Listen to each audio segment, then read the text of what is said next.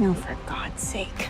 The opener of episode 10 is Assam, featured in this huge mural. I think the funny part for Mai Ling is, of course he gets noticed. Of course he gets all this gratitude. Everyone was going, oh, this is so cool. You see a mural of yourself on the wall?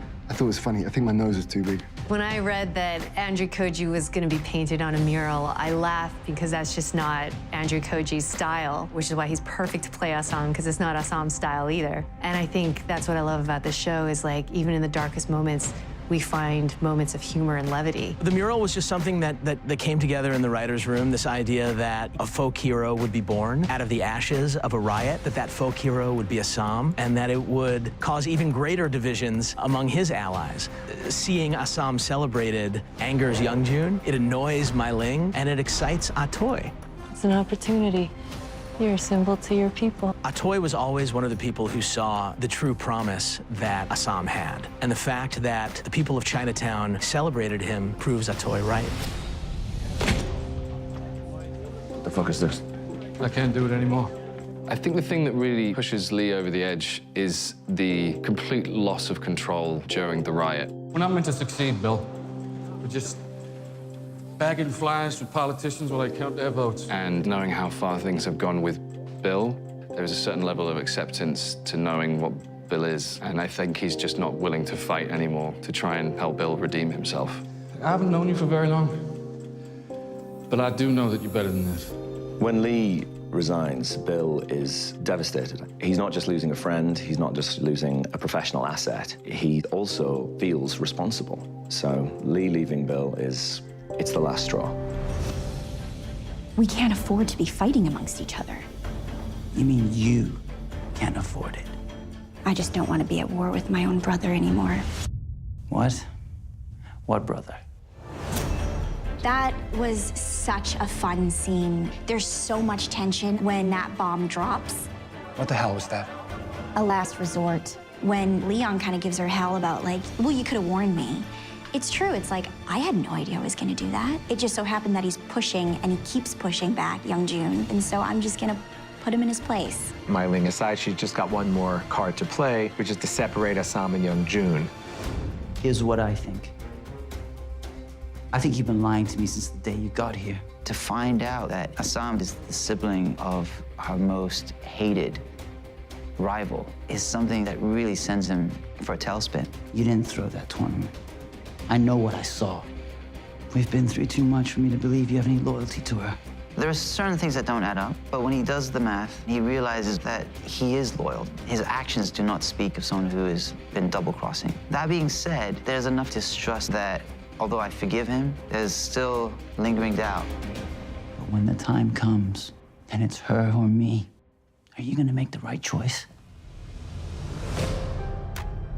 Mrs. Blake, I'm so sorry for your loss. What happened was just awful. You don't actually know what happened. Nobody does, except me. I'm talking about an exclusive. When Penny went and sold the story, she thinks she's cleared Jacob's name. When she finds out that the reporter had been bought, she's so pissed off. You bastard! So you're buying reporters now? The final straw is when she touches him in such a violent way. He calculates what he needs to do, and he does it.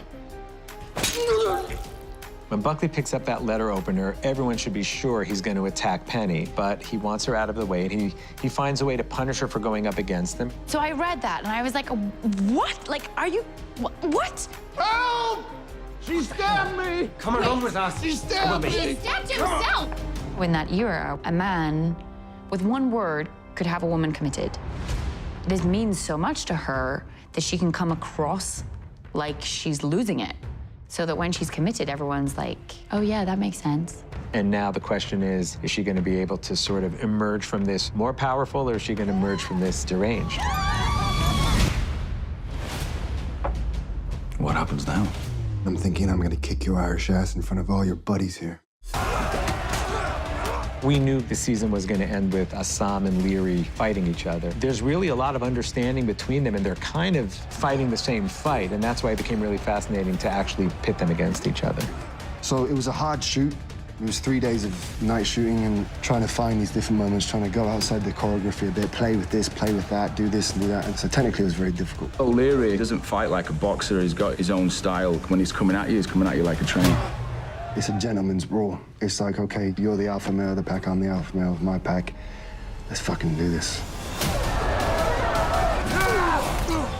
Stay out of Chinatown, or I'll be back with a fucking army. I loved shooting it this season. Everything really seemed to come together. It's pretty amazing the way we expanded the show. I think it opens up a whole other era of Chinese American history. This is what I love about the show. They have really smashed these characters together in this world. From the very beginning, I was immediately pulled into it. Everyone's stories descend further into the difficulty of living in Chinatown at the time.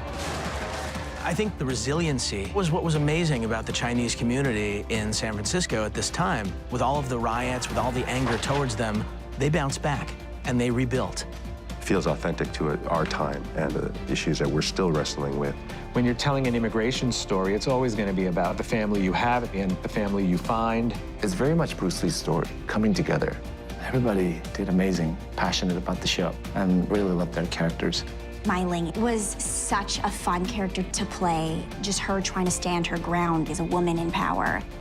It's a really beautiful, well-made show full of passion, made by passionate people. It's exciting, different, and I think the way we wrote it and the way it was shot came out really beautifully. I'm not going to say I was blown away by it. To see it all together like that, phenomenal. I felt like this season paid tribute to the legend that Bruce Lee became in the way which feels organic to the story. It was amazing.